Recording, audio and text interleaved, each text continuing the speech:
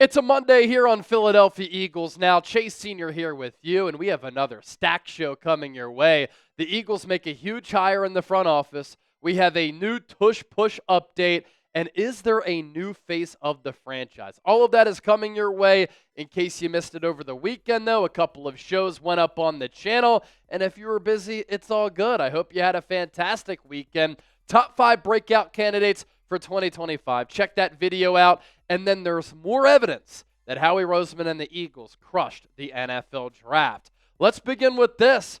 Remember Joe Douglas, one of Howie Roseman's right-hand men inside that Eagles front office? He's back in that Eagles front office. As for his resume, very well-accomplished guy in the National Football League as a scout, then as a front office executive. He was with the Baltimore Ravens for nearly a decade and a half. The Ravens, really since they came back to Baltimore, one of the most successful and well-run organizations in the sport. They are not big spenders in free agency historically, so they've always prioritized drafting and developing. Well, Joe Douglas was a huge part of that from 2000 until 2014. He goes to the Chicago Bears in 2015, where he was the director of college scouting.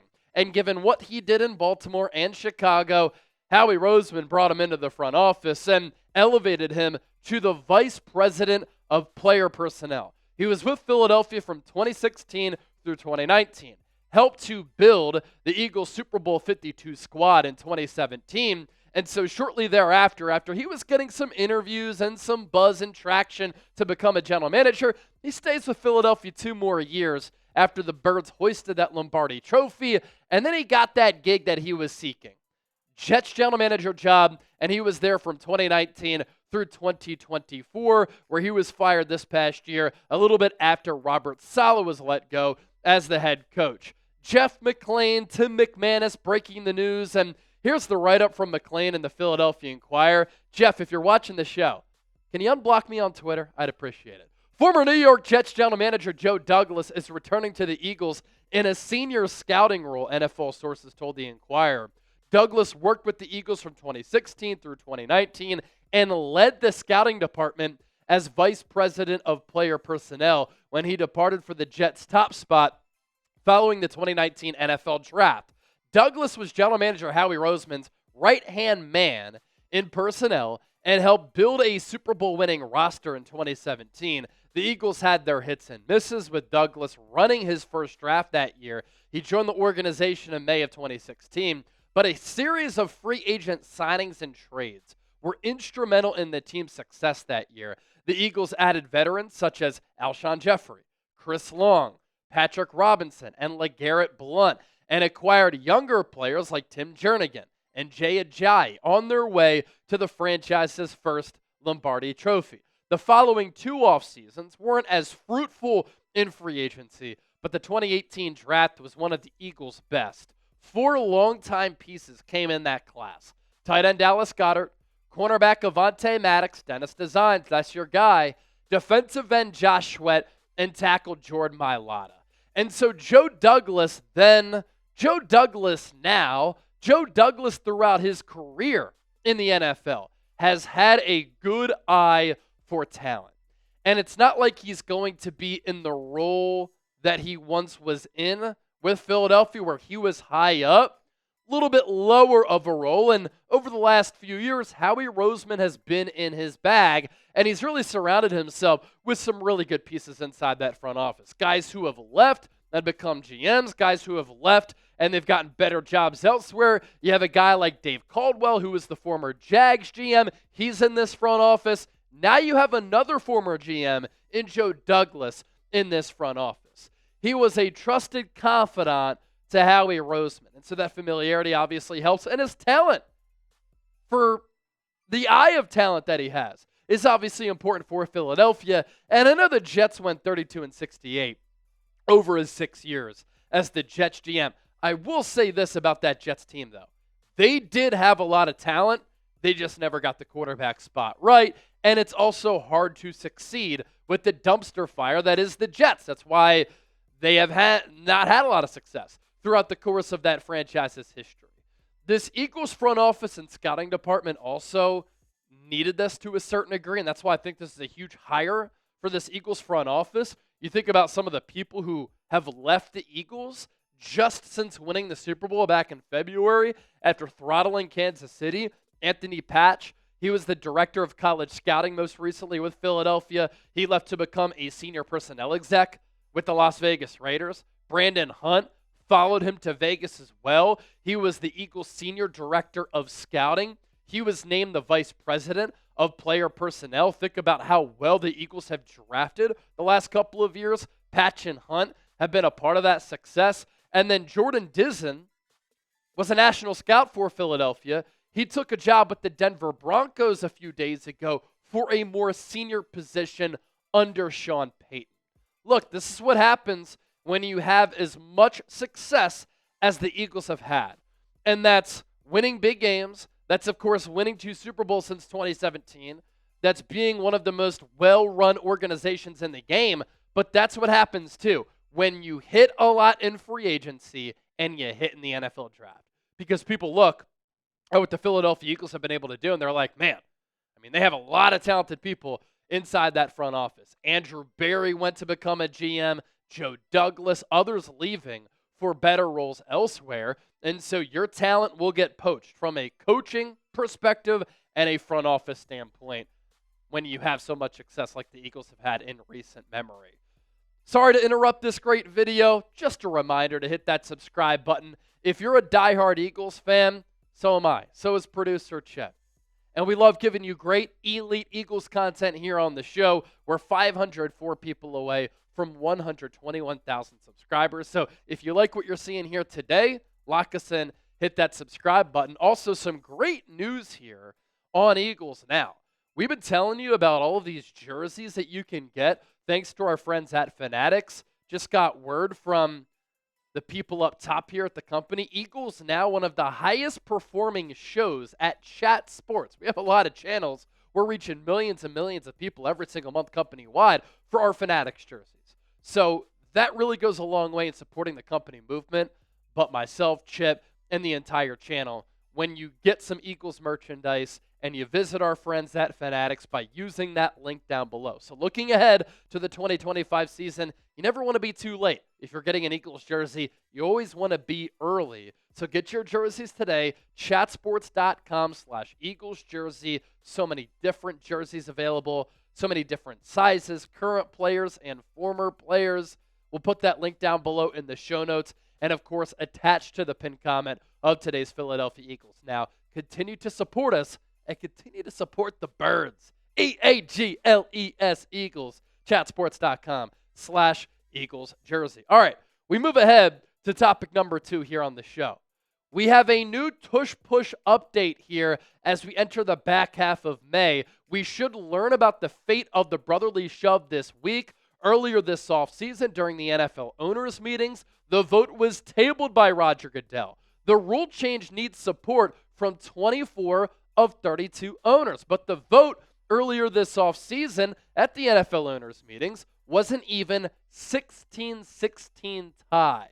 The Packers pitched the proposal going into the NFL Combine. They want the push element of the play taken out, and they cited safety issues for a reason why this play should be banished. But the NFL has conducted studies, and it has found that the tush push doesn't result in any injuries. You know my take on the play. The Eagles are the only team in the National Football League that can execute this play at the rate that they do because they have multiple Pro Bowlers and all pros along the offensive line. That is the team-building strategy of Howie Roseman, and they have a quarterback who can squat 600 pounds. They shouldn't be punished because they are dominant and successful with this play, whereas other teams who can run this play haven't been able to have the same level of success. There's been a lot of talk that NFL Commissioner Roger Goodell wants the play banned because it's not a football play and it's ugly. I disagree with that. Football is about exploiting the weaknesses of the opponent. It's about getting creative and coming up with new concepts and new plays. The Eagles have been able to do that. Football is about brute force and physicality. That's everything that the tush push is. Roger Goodell, I hope you're watching the show. this play should not be banned. I love, too, what Eagles owner Jeffrey Lurie had to say about the tush push. He said this to Zach Berman, who relayed the news, and what Lurie had to say on his X page. Safety is the most important thing when evaluating any play. We've been very open to whatever data exists on the tush push, and there's just been no data that shows that it isn't a very, very safe play. If it weren't, we wouldn't be pushing the tush push. But I think, first of all, it's a precision play. It's very practiced. We devote a lot of resources to the tush push. We think we have an unusual amount of use of personnel because we have a quarterback that can squat over 600 pounds and an offensive line that's filled with all-pro players. That combination with incredible detailed coaching with Jeff Stoutland has created a play that we can be very successful at. There's other ways of gaining that yard. There's quarterback sneaks, other types, but we've been very, very good at this. It's a play that's available to every other team in the league, and I think it hasn't been used more than 5 times by almost every team in the league. Buffalo, the exception. The usage rate has gone down over the last year dramatically in the league. We're still very good at it. We're not as good as we were the year before. We've got to adapt. That's everything that I see with this play.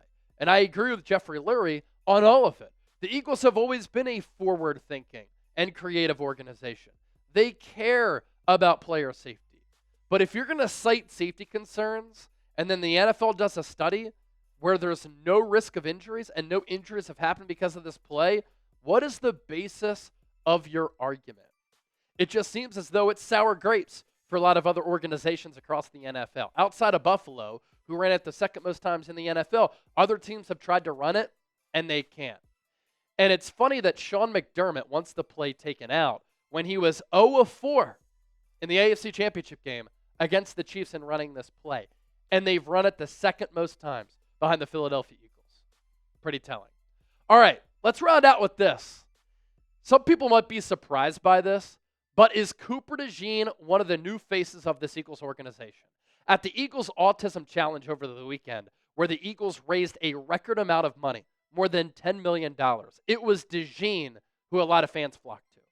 There were several Eagles star players on hand, current and former players at the event, but the kids were racing to meet Cooper DeJean, looking to take selfies with number 33. And there were a lot of fans who were wearing different Eagles jerseys. A lot of Brian Dawkins jerseys were seen. Number 62 Jason Kelce jerseys were seen as well. But there were more number 33 Cooper DeJean jerseys. During Super Bowl week, this is something that I had noticed at Super Bowl opening night. And then anytime Cooper DeJean had availability alongside his Eagles teammates, DeJean drew some of the biggest crowds around him. He is a big hitter. He is an elite athlete. He had an iconic play in the Super Bowl, the pick six of Patrick Mahomes, and he had the highest Pro Football Focus overall grade among all cornerbacks in the National Football League last year who played 100 or more snaps. The big hit of Derrick Henry. He was also key to this Eagles defensive turnaround. Once he was a starter in Week 6 coming out of the bye, the Eagles had the number 1 overall defense in the National Football League, and he can be used in a variety of ways, and I think fans really like his versatility. He also has a very engaging personality, is very thoughtful with his answers, and he's relatable to a lot of people, and he's made history. The first white corner that has started in the NFL since Jason Sehorn in the early 2000s. And I also can't wait to see this young cornerback tandem continue to grow with the Philadelphia Eagles. Quinyon Mitchell, Cooper DeJean, studs for this Eagles organization.